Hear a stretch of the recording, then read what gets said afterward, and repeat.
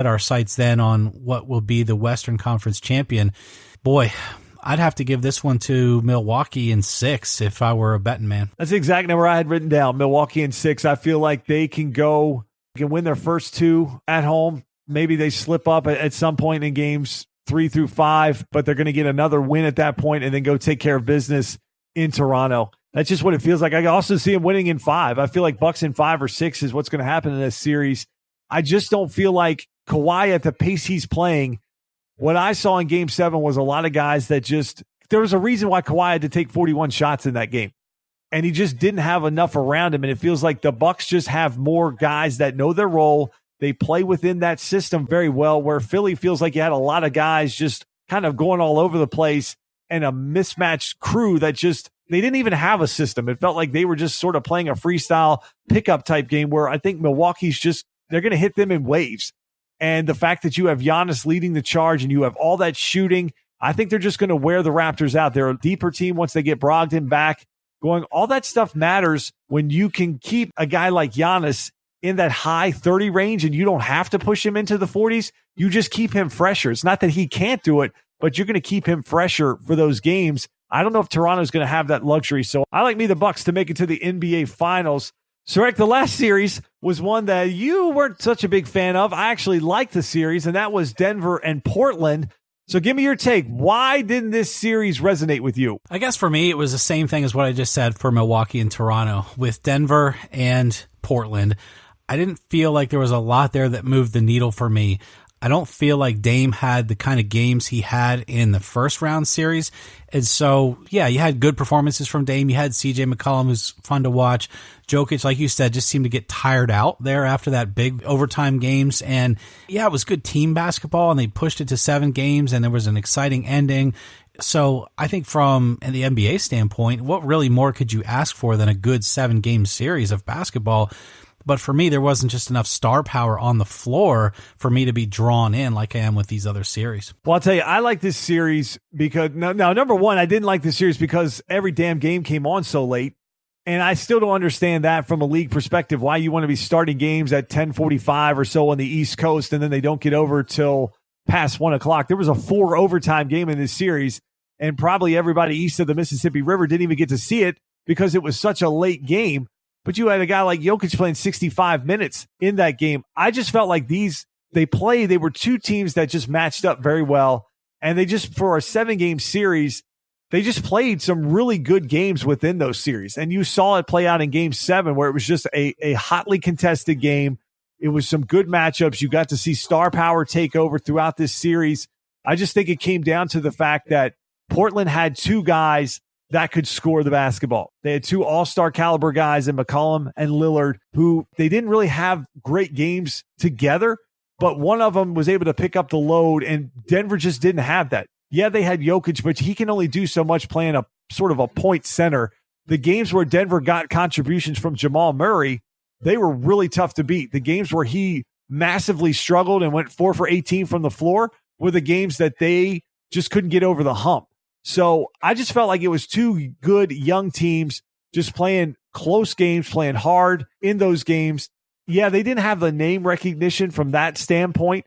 And I think that's something that the league right now is praying to God that Golden State figures out a way to advance, and probably hoping it's Milwaukee as well, because the chances that it could be a Portland-Toronto NBA Finals would be a ratings disaster.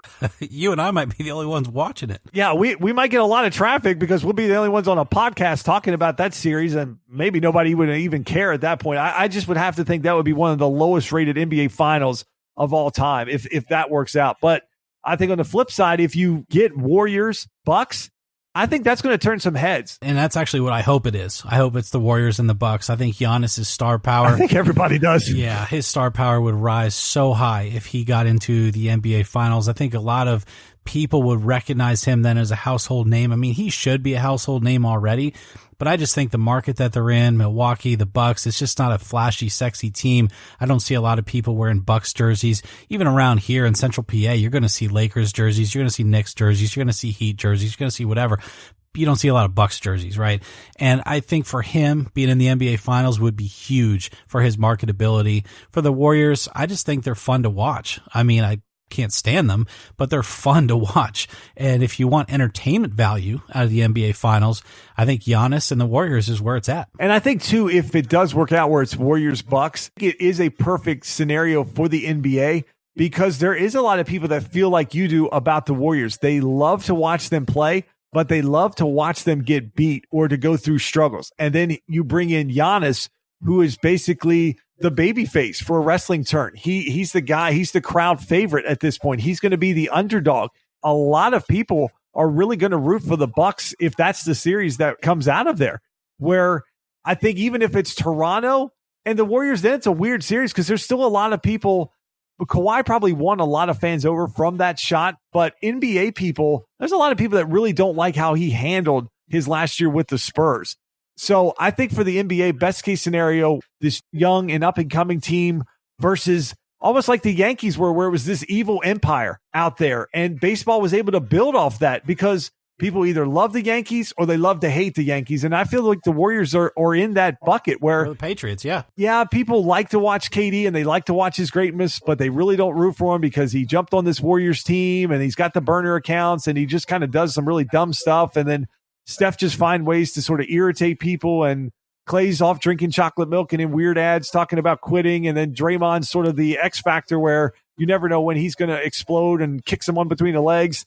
There's just a lot to like about the Warriors to watch them from an entertainment value. And then you throw Giannis into that mix. I think that's the perfect scenario for the league. So, Eric, before we get out of our NBA playoff talk portion of this pod, what's your thoughts coming in here to the Western Conference Finals with Golden State and Portland? I know a lot of people say that Portland's going to give the Warriors a tough time.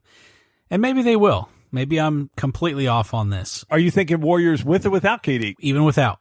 I say even without KD. Okay. And I know Charles Barkley and Shaq and some of those guys on the TNT coverage are going to totally disagree with me. But here's the thing. They're all saying Portland's going to give the Warriors a tough time. I don't think so. I'm going to call this Warriors in 5. Whoa. Well, I didn't think you were going to say 5. I thought maybe 6 or so. I tend to side that I think the Warriors win this series, no doubt.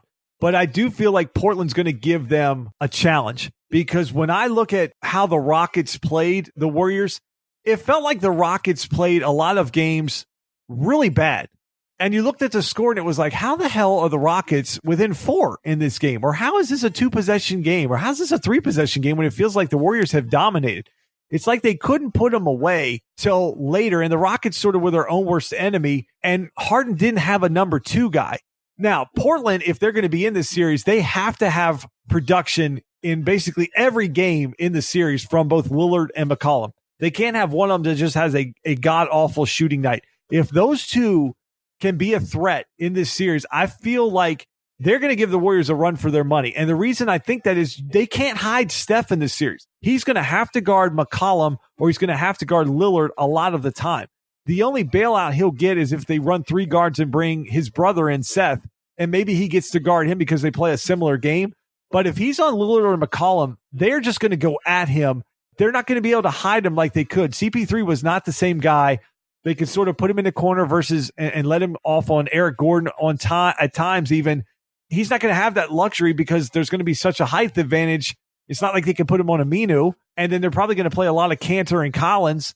So who's the guy? You're going to put him on Turner or Harkless, and if Rodney Hood is back, there's just not a matchup that Steph has. So I think from a defensive side, that's where I think Portland can stay in this game because I think they're just going to go after Steph. They're going to try to wear him out. Steph makes dumb plays and gets himself in foul trouble.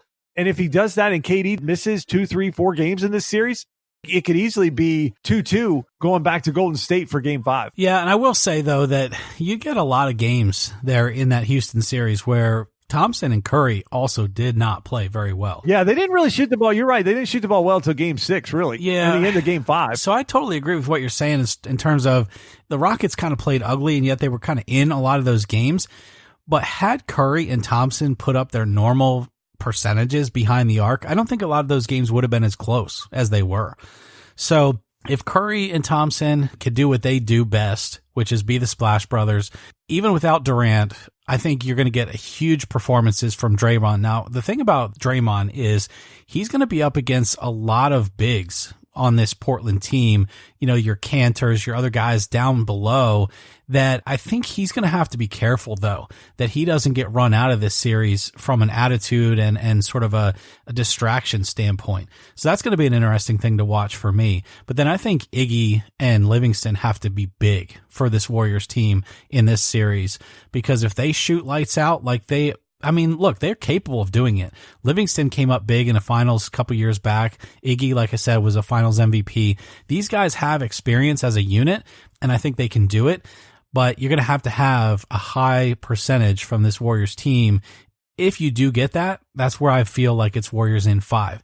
I'm with you, though. If you do get some of the shooting performances that you had for the Warriors, like they did against the Rockets, I think this Portland team is a better unit. They are a better team than the Rockets were. That's where it could get really scary for Golden State. And Golden State goes through those stretches where they're just sloppy with the basketball. They turn it over a lot, or they don't get back, or they don't close out. They just go through stretches and spurts in games, and I think Portland can take advantage of that. To me, they're overconfident, Justin. They act like a team that's been to 4 straight NBA finals, and they play like they're always going to win. In other words, they play as if no one can beat them, and it makes them complacent a lot of times. I don't think you saw it as much in the end of Game 5 and Game 6 when Durant left. I think that was their reality check, because Durant is the guy that can get a good shot on every possession because he's such a mismatch, and he can shoot over anybody, or he can take him to the bucket, or he can just get in space. And because of Steph and because of Clay, he sees very few double teams.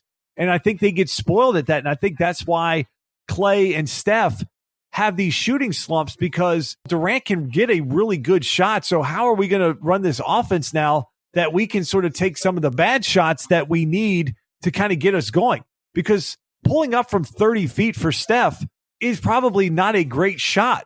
But for him, it's a shot that if he hits, I think they're in a weird place right now with this Warriors team where they're not sure what Durant is going to do. He's on this tear for them early in the playoffs, so they all start conceding to him and giving up their own shots. As shooters, they just get out of rhythm at that point. I think that's some of their struggles. And when I think they went into Game 6, like, okay, we're going to get back to our normal workload. We're going to get as many shots as we want. We can take as many good, bad, whatever shots that we need, and we just have to value the basketball. And I think they played a lot more like the Warriors team that we're used to seeing than this team that, like you said, they just have this overconfidence when Durant's out there that he can go bail them out and get 50 whenever they need it. All right, Eric, we get accused a lot of trying to work LeBron into a lot of our shows, but hey, we actually have a legitimate reason here with this topic, because his Los Angeles Lakers were in the news for their head coaching search. It looked like they had their guy and former Cavalier coach Tyronn Lue. He was on TMZ at his birthday party. He had a Laker-themed birthday cake. LeBron James was at his party, and then it all fell apart. News came out that the Lakers basically didn't want to offer Ty Lue a 5-year deal, tried to offer him a 3-year deal and control who was on his staff, and wanted to force Jason Kidd on his staff to be his top assistant head coach. Ty Lue backed out of the deal, and all of a sudden it was announced that the Lakers are going to go with Frank Vogel, and Jason Kidd will, in fact, be on his staff. So, Eric, this feels like it is drama in the making that only the Lakers can provide us with. It feels like they're already writing me multiple storylines for next year. So what's your take here on your boys' team, the Lakers, and their head coaching debacle? Yeah, I don't see how this improves the situation at all. I got to admit, I'm not a big Ty Lue fan in terms of him being a great head coach in the NBA. I think he lucked out with the Cavaliers for having a rapport with LeBron James and got through a couple of years in which the coach kind of did whatever the players wanted, and it was a good situation for everybody. But I don't know that it proved to me that Ty Lue was a great head coach. Now you enter this situation where they're bringing him in potentially as a head coach for the Lakers, and it just looked so bad that it was like, oh, let's just repeat what Ty Lue and LeBron had in Cleveland. It just had a bad look to it. It didn't really sit well with me at all. Again, if we're going to talk honestly about LeBron James controlling the situation, it just looked like giving more control to LeBron. And I'm not in favor of that right now at this stage in his career. I think he really needs to focus on being a player. We're not going to go down that road here, but as you said, it doesn't work out with Ty Lue. Now you've got a guy who has been fired 2 other places, just most recently with the Magic. Bring him in because he's willing to accept a 3-year deal and being told that Jason Kidd's going to be your first assistant. I guess he needed the paycheck or whatever because he's apparently signed on the dotted line that he's going to put up with all of this. But I think this is a recipe for disaster because if this team, throughout their personnel issues and who's going to be on the floor, which we